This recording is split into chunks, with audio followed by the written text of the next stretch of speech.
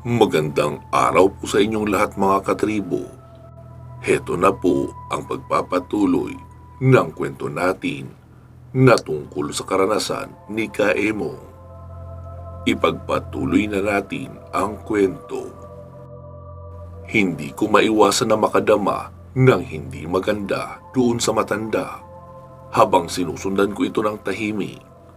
Pakiramdam ko ay parang nakita ko na siya. Ngunit hindi ko nga lang matandaan kung saan. Pagsapit namin sa palengke ay lumiko ito sa isdaan.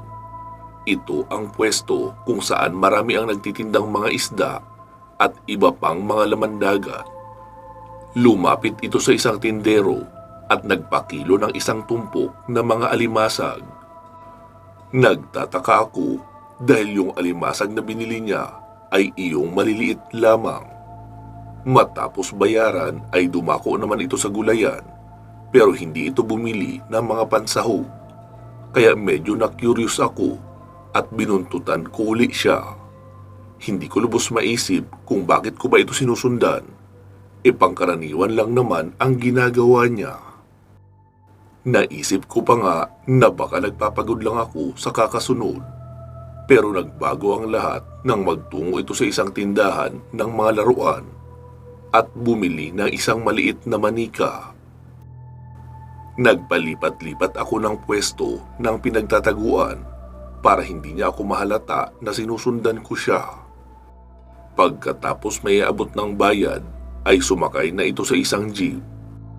Kaya sumakay na rin ako ng tricycle para sundan ito.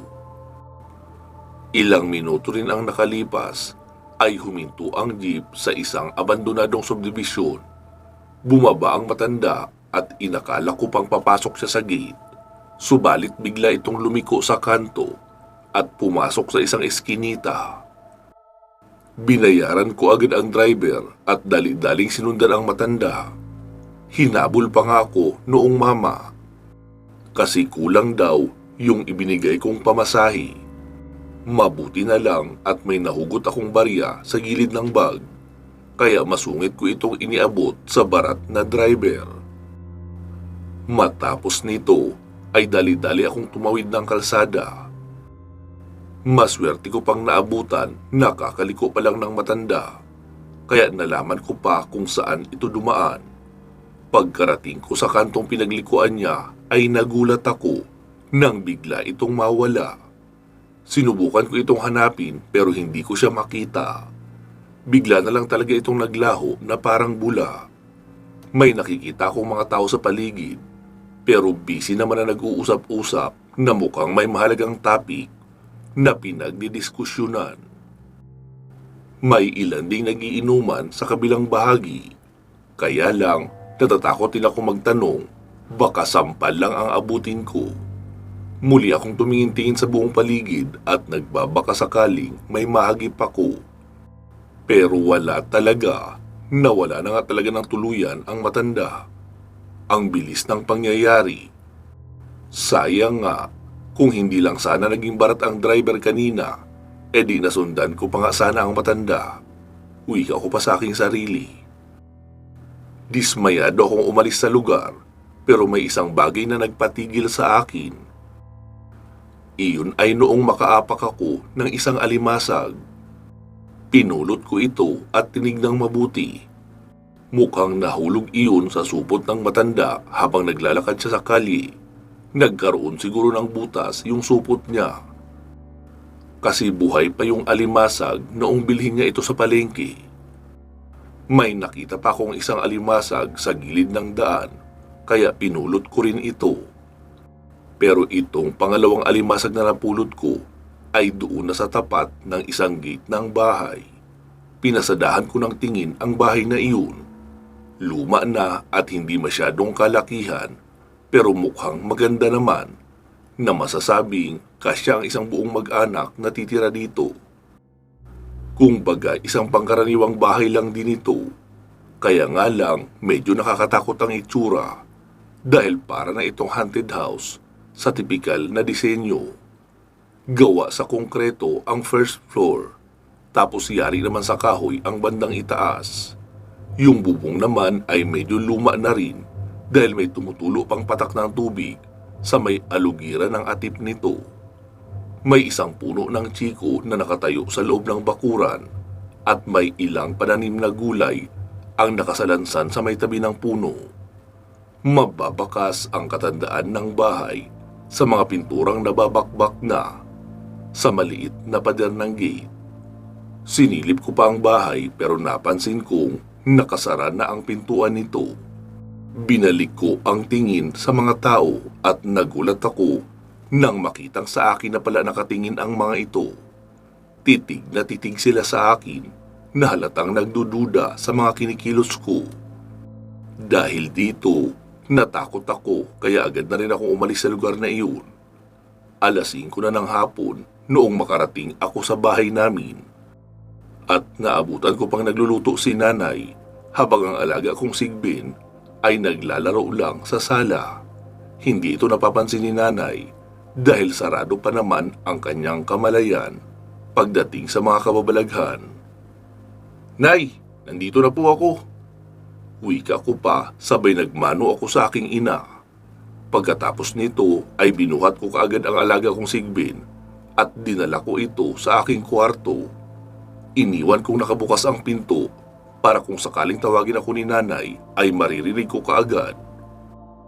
Habang nakikipaglaro ako sa alaga ko ay naalala ko ang sandaling iniwasan ako ng tingin ni Glenda. Hindi ko alam kung ano bang ibig sabihin noong ginawa niya. Pero sa isip ko ay baka nahihiya lang ito sa akin dahil sa nangyari. Pero natatakot din ako na isiping baka ipinagsabi niya sa kanyang nanay ang tungkol sa akin. Paano na lang kung bigla itong dumalaw sa gitna ng pagtulog ko? Ano kaya ang gagawin ko? Lalabanan ko ba ito? Naguguluhan ako sa gagawin kung sakaling ako na nga ang puntiryahin ng isang manananggal. Dahil hindi pa ako nakakaengkwentro ng ganoong nilalang sa kasalukuyang edad ko na iyon.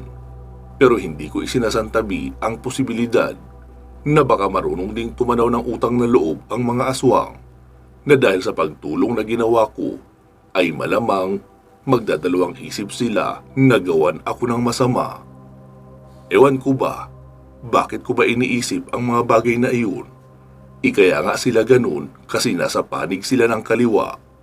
Mas pinili nilang magpasakop sa kadiliman kaysa yakapin ang liwanag. Kaya nga sila pumapatay dahil nasa pagkatao na nila ang pagkain ng laman at dugo ng tao. Hay, gulong-gulo na ang utak ko sa kakaisip ng mga ganitong bagay.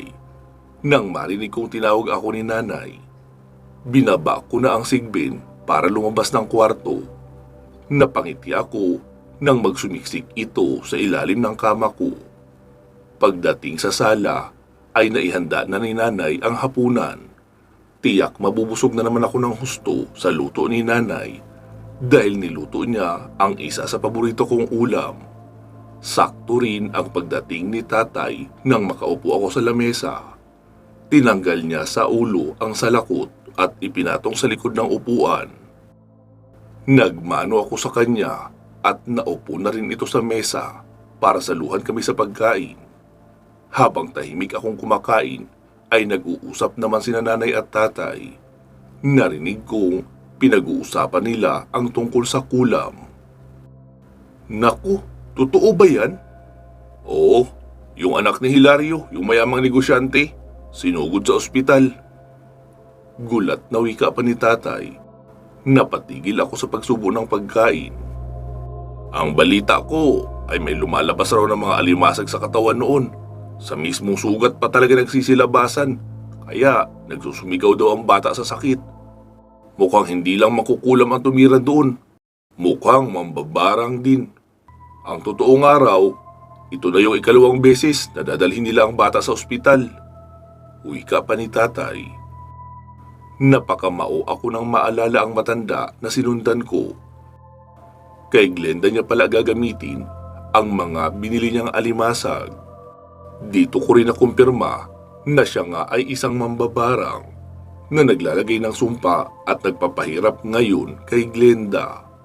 Hindi ko maiwasang magsisi, magalit at bumigat ang loob. Sana talaga ay tinapos ko na ang mangkukulam na iyon noong may pagkakataon pa ako. Kaya sinusumpa ko sa sarili ko na tatapusin ko na ang lahat sa gabing iyon. Napagdesisyonan kong dayuhin ang mangkukulam kapag natulog na sila nanay at tatay. Pupuntahan ko ito at palihim kong papasukin sa kanyang bahay at doon ko na mismo tatapusin sa loob ng kanyang pamamahay. Muling nagsalita si tatay. Kaklase ko noon sa elementarya, yung si Hilario. Napakabait niyang tao, masipag at hindi rin nakakalimot sa iba. Pero nakakalungkot lang isipin ang nangyari sa anak niya. Sa katunayan, kakalabas nga lang daw talaga ng ospital noon kaninang tanghali. Ngayon, nandoon na naman sila, papabalik. Grabe na talaga ang mga tao ngayon. Dahil lang sa inggit ay nagagawa nilang gumawa ng hindi maganda sa kapwa. Pati mga anak dinadamay na sa kalokohan nila. Galit na wika pa ni tatay. Noon ko lang siya nakitang nagalit ng husto. Siguro dahil anak ng kaibigan niya ang biktima, kaya hindi niya na maitago ang kanyang emosyon. Napa-sign of the cross naman si nanay matapos marinig ang kwento ni tatay. Aksidenteng narinig pa raw ni tatay na ang tungkol sa batang anak ni Mang Hilario ang usap-usapan ng mga tsismosa noong mapadaan siya sa kanto. Nagsalita naman si nanay. Naku, kawawang bata. Napakahirap na malagay sa ganong sitwasyon. Doble siguro ang hirap na pinagdadaanan ng magulang niya. Di ba? Magkaklase kayo ng batang yun, Emong? Tanong pa ni nanay sa akin. Pero blanko lang isipan ko na napatitig sa kanya. Ha? Ano po? Nasambit ko na lang kay nanay. Yung anak ni Hilario at Sonia. Ano nga yung pangalan ng batang yun, mahal? Nakalimutan ko kasi. Tanong pa ni nanay kay tatay. Ayon sa narinig ko sa labas, Glenda raw ang pangalan ng bata. Sagot naman ni tatay. Oo, tama. Glenda nga yung pangalan noon. Naalala ko nga na madalas pa dati ihatid ni Sonia yun sa eskwelahan noong elementarya pa lang. Hay naku, Emong, ano bang pinagagawa mo, bata ka? Daig mo pa ang matanda sa pagkamaulyanin. Kung saan-saan na naman yata lumilipad yung utak mo. Naiinis na sermon pa ni nanay sa akin. Sumagot naman si tatay. Paano ba naman niya maaalala yun? Napakabata niya pa ng panahong yun. Hirit naman ni tatay, sabay ngiti nito sa akin. Sige, kampihan mo pa ang batugan na yan, kaya lumalaki ang ulo eh. Kasi lagi mo kinukonsinti. Nakapamewang nasabi pa ni nanay. Grabe naman kayo sa akin, Nay. Hindi kaya ako naging batugan. Sagot ko naman. Sige, mga tuwiran ka pa. Ikaw bata ka, sumasagot-sagot ka pa ha. Pukpukin kaya kita ng sandok dyan. Masungit na wika pa ni nanay. Napakamot na lang tuloy ako sa aking ulo. Tama na yan. Mabuti pa, kumain na lang tayo. Emong, kumusta naman ang pag-aaral mo? Hindi ka rin ba pinag-uusapan sa eskwelahan? Tanong pa ni tatay sa akin. Wala naman pong ganun, tay. Nakatuon lang naman kami sa klase. Tugon ko naman sa kanya.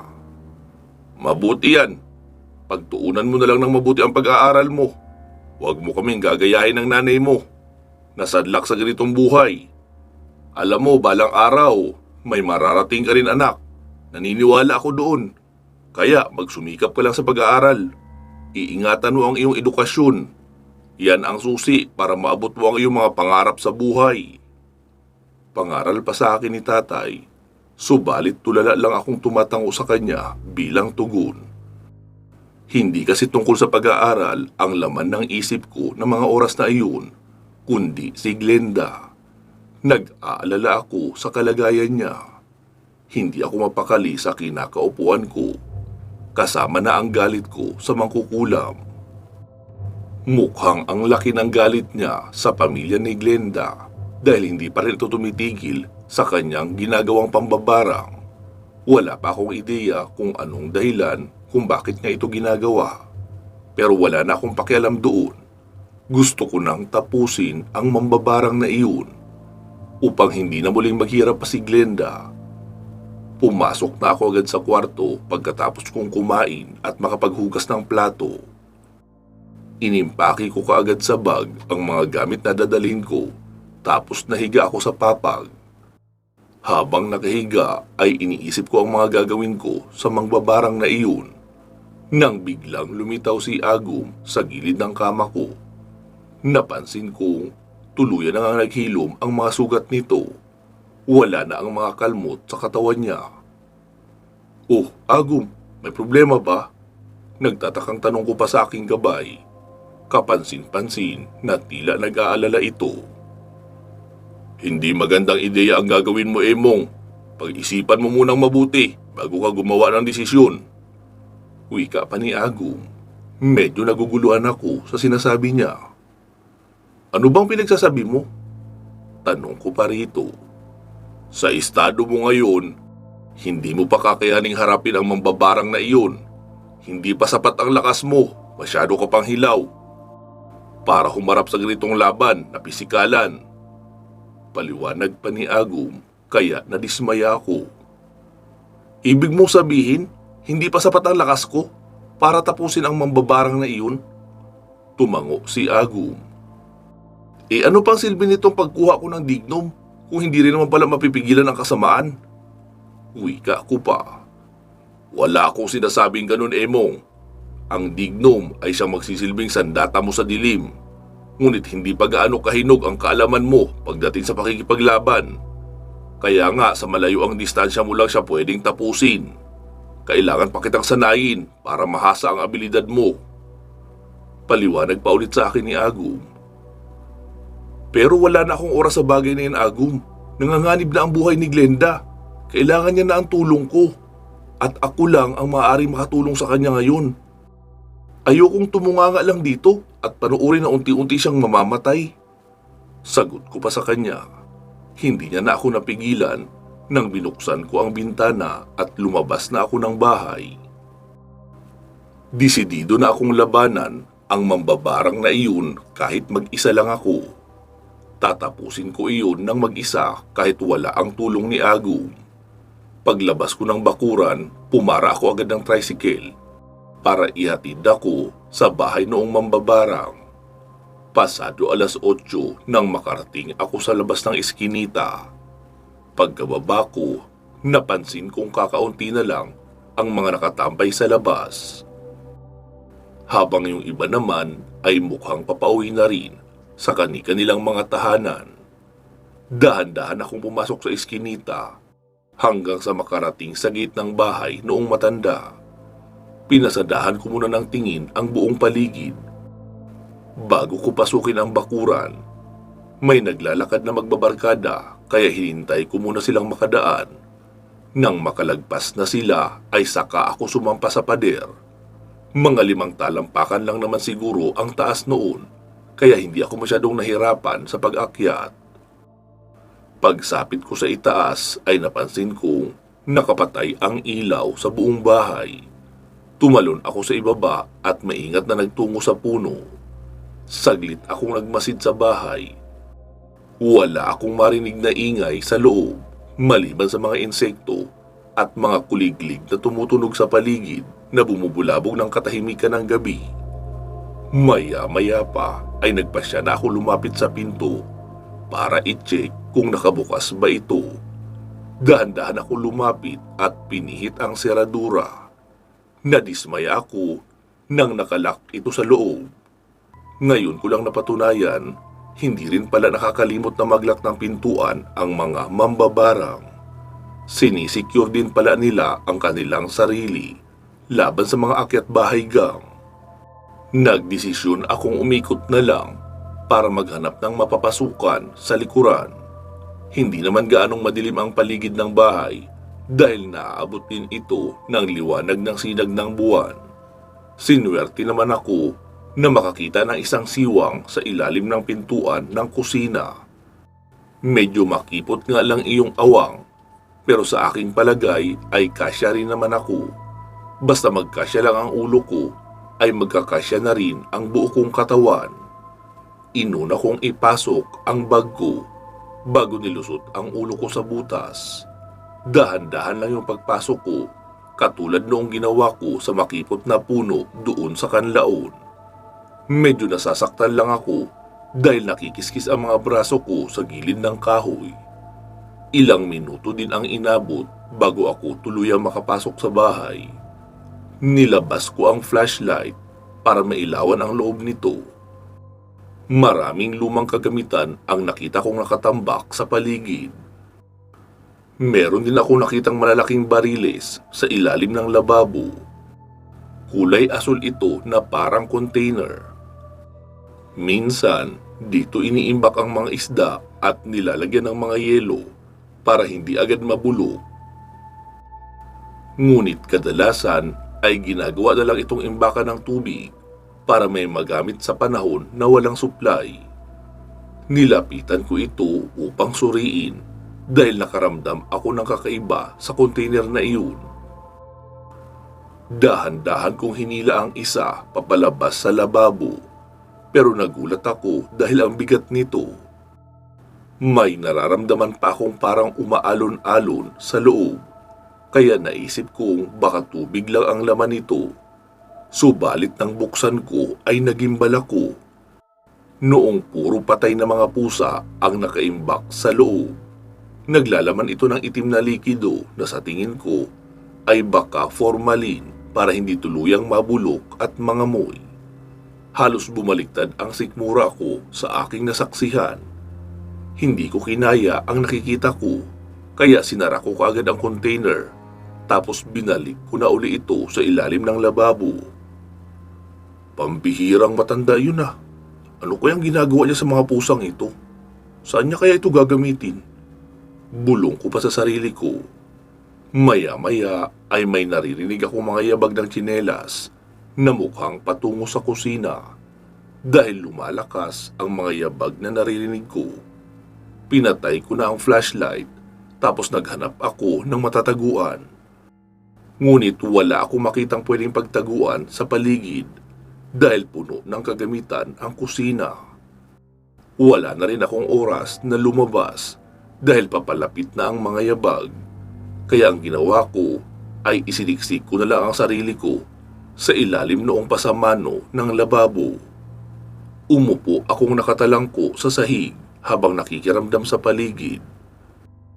Ilang saglit pa ay pumasok na ang mga yabag at dumiretso ito sa may lababo. Pigil hininga kong sinilip ito, ngunit bumungad sa akin ang nakatuwad na matanda habang hinihila niya papalabas ang isang bariles. Sa gulat ko ay kamuntikan pa akong mapasigaw. Mabuti na lang at natakpan ko agad ang bibig ko at dahan-dahan uli akong nagkubli sa gilid ng lababo. Halos mapatalon ang puso ko sa gulat nang kamuntikan na akong makita. Mabuti na lang at nakatalikod sa akin ang matanda kaya hindi niya ako napansin. Dinig na dinig ko ang pagbukas ng takip ng container. Tapos ilang patak ng likido ang bumuhos sa sahig. Tumulo pa ito malapit sa akin, kaya idinikit ko palalo ang sarili ko sa gilid ng lababo. Hindi nagtagal ay ibinalik na rin ng matanda ang drum. Pagkatapos ay umalis na ito ng kusina. Doon pa lang ako nakahinga ng maluwag. Halos ilang minuto rin akong hindi humihinga habang kakabog-kabog ang puso dahil sa kaba. Masasabing ito na ang isa sa pinaka-nakakatakot na nangyari sa buhay ko. Dahil sa dami kong naranasan na kilabot rito. Hindi lang pala mangkukulam at mambabarang ang matandang iyon, kundi serial killer din pala ito ng mga hayop. Nakakapanlumo ang ginawa niya sa mga pusa. Dahil nilulunod niya ito sa isang timba at nilalagyan ng iba't ibang uri ng kemikal para mapanatili ang pagiging presko ng laman. At isa sa mga natuklasan ko noong pumasok ako sa bahay na iyon, dahil kinakain niya lang pala ang mga pusang iyon nang hindi niluluto. Talagang matindi ang pagkauhaw sa laman ng mangkukulam na ito. Diretso niyang kinakain ang mga pusa kasama ang balahibo. Yung mga buto ay tinatapon niya lang kung saan-saan at ang iba naman ay ginagawa niyang palamuti sa bahay. Hindi ako sigurado kung may lahi din ba siyang aswang. Pero batay sa pagkakaalam ko, ay isa lamang siyang normal na tao na pinasok ang mundo ng pangkukulam at naging alipin na ng kadiliman. Pagkalis ng matanda ay dali-dali akong tumayo at agad lumabas ng kusina. Dahan-dahan lang ang ginagawa kong paglalakad sa makipot na pasilyo. Habang nadadaanan ko ang ilang mga nakahanay na silid, nakasara lahat ng pinto nito kaya pinagbubuksan ko ito isa-isa. Wala naman ako makitang kakaiba bukod sa mga lumang gamit ng matanda. May nakita akong hagdanan sa bandang dulo ng pasilyo. Papaakyat ito sa ikalawang palapag ng bahay. Ngunit habang papaakyat na ako, ay may ilang mga litrato akong nakita na nakasabit sa may dingding. Mga lumang litrato lang ito ng matanda noong kabataan niya pa. Pero may ilang mga batang lalaki din itong kasama sa picture. Dalawa sila at mukhang magkapatid ang mga ito dahil magkahawig sila ng mukha. Pero nagulat ako nang matitigan kong mabuti ang isang litrato. Ang isa sa mga batang lalaki ay kamukha noong bangkay ng lalaking natagpuan sa may gilid ng bakanting lote. Namukhaan ko agad ito dahil frame by frame ko itong tinitigan. Isa sa naging palatandaan ko ay ang nunal nito sa ilalim na bahagi ng baba. Dahil dito, nagkaroon tuloy ng kasagutan ang ilang bagay na bumabagabag sa aking isipan. Mukhang may alitan ang pamilyang ito at ang pamilya nila Glenda. Yung away nila mukhang matagal na panahon na. Kasi kung susumahin, noong mid-30s or early 40s pa lang ang mga picture na iyon.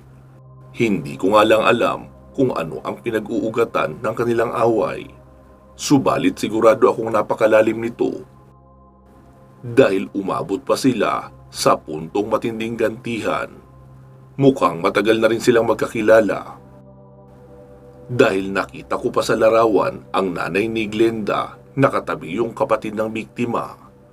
Nakasuot sila pareho ng uniforme at parang magkaklase sila sa ayos nila. Nakangiti na parang sobrang close na close ang dalawa. Pero yung nakita kong biktima ay medyo kakaiba dahil matalim itong nakatitig kay Aling Sonia. Yung klase ng titig niya ay parang selos na selos ito sa dalawa.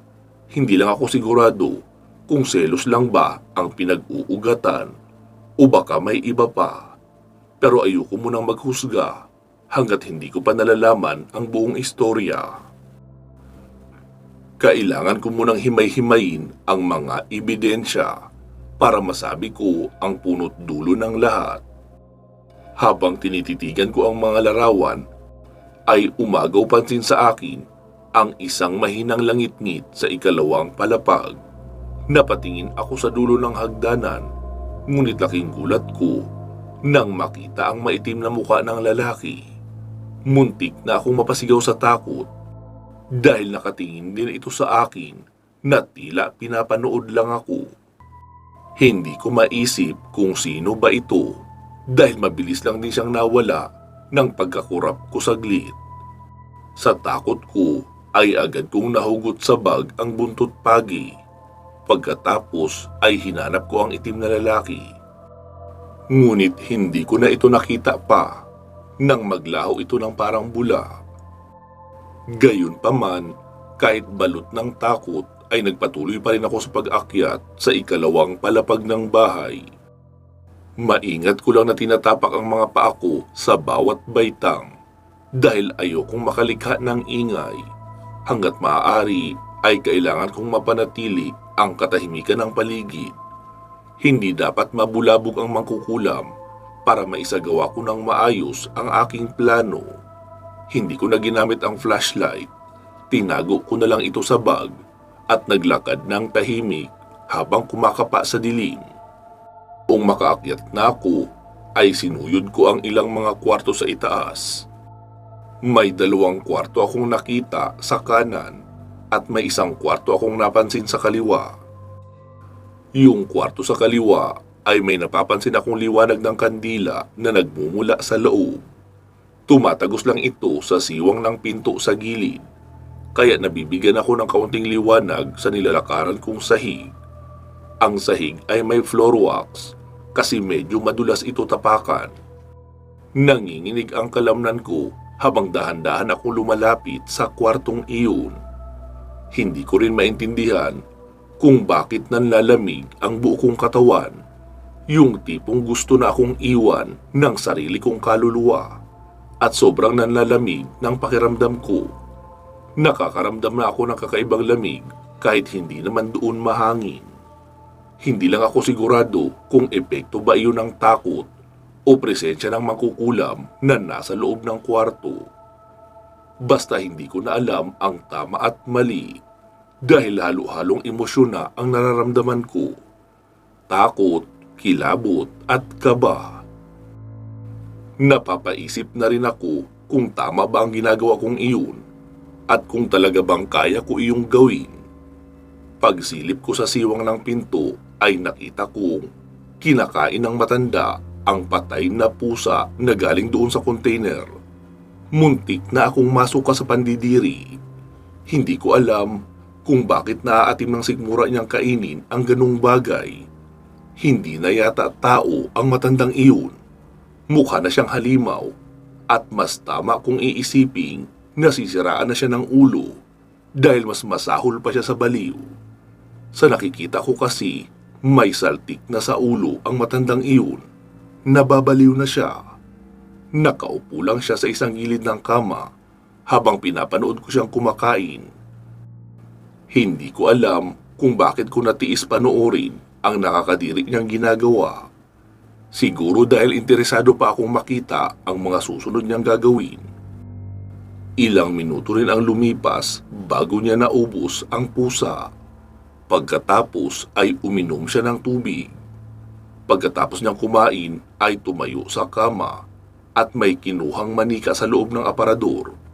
Pero nagulat ako nang gumawi siya sa pinto, kaya dali-dali akong tumakbo pababa ng hagdan. Subalit, aksidente kong natapakan ang nabubulok na bahagi ng kahoy, kaya natisod ako pagbaba ng hagdanan.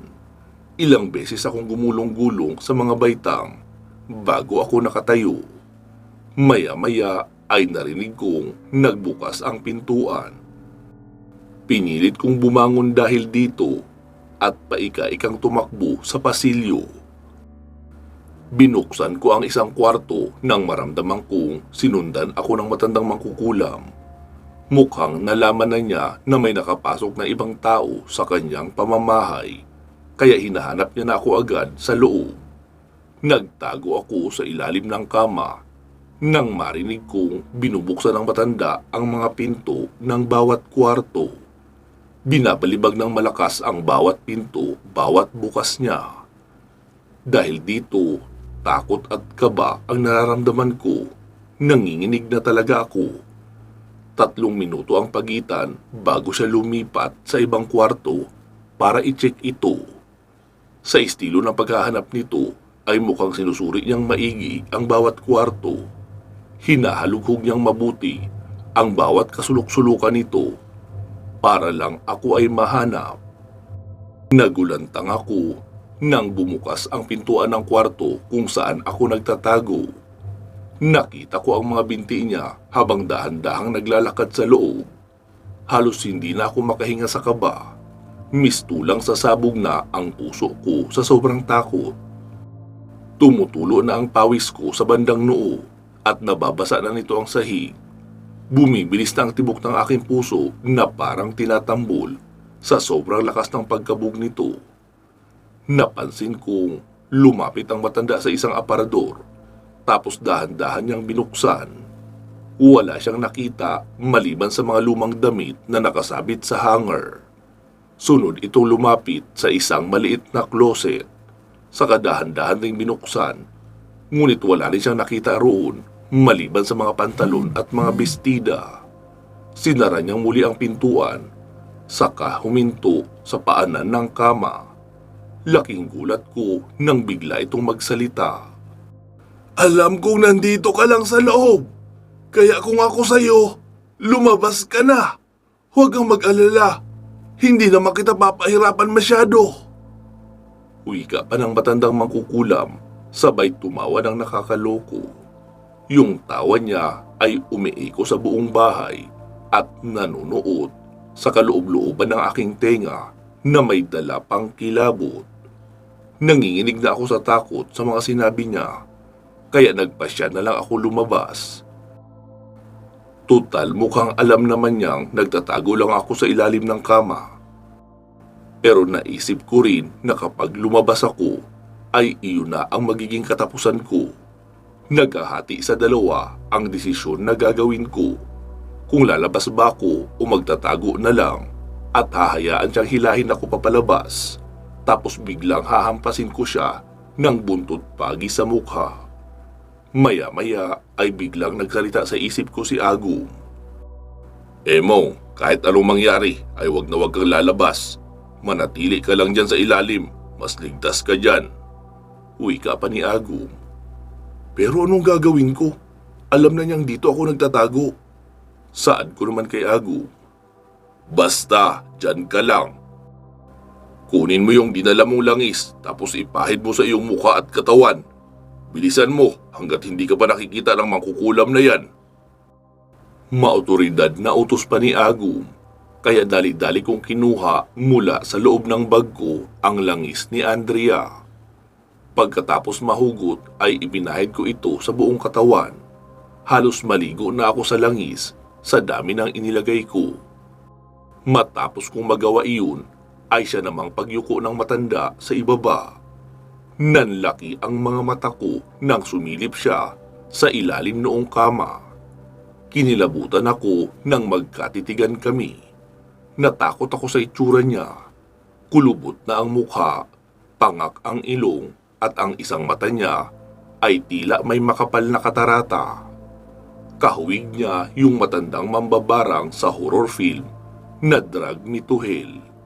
Mas lalo pa akong kinilabutan nang umiti siya habang nakatitig sa akin. Muntik na akong mapasigaw dahil sa porma ng ngiti niyang iyon. Yung ngiti niya kasi ay mas nakakatakot patignan kaysa ngiti ng madre na si Valak. Maitim ang kanyang mga ngipin at punong-puno ito ng dugo. Halos hindi ko na siya matitigan pa ng matagal. Anak ng pating! Mukhang nakita niya na ako. Wika ko pa sa isipan. Nagtataka ako nang biglang magpagala-gala ang mata niya sa paligid. Parang may hinahanap, kahit sa katunayan ay nasa harap niya lang naman ako. 2 talampakan lang yata ang pagitan ng aming mga mukha, kaya imposibleng hindi niya pa ako makita. Mukhang may kakaibang nangyayari nang maipahid ko sa katawan ko ang langis ni Andrea. Maya-maya ay dismayado itong tumayo, tapos lumabas agad ng kwarto. Ngunit bumalik din ito agad, pero sa pagkakataong iyon ay may dala na siyang kandila. Nalalabuan ba yata ito sa dilim, kaya nakuha pang magdala ng liwanag. Sinilip niya ako uli sa ilalim ng kama, kaya nakita ko na naman ang nakakapangilabot niyang ngiti. Napapikit na ako dahil hindi ko na siya kayang titigan. Napapadasal pa ako na sana ay umalis na ang matanda para makalabas na rin ako sa bahay na iyon. Hindi nagtagal, lumabas na rin uli ang matanda at naiwan akong mag-isa sa kwarto. Pansamantala muna natin puputulin dito ang ating kwento na tungkol sa naging karanasan ni Kaemong, ang taong naging tagapangalaga ng isang medalyon na tinatawag na Tres Pico Dignum. Magsama-sama tayong muli sa karugtong nito. Mag-iingat po kayo palagi at hanggang sa muli.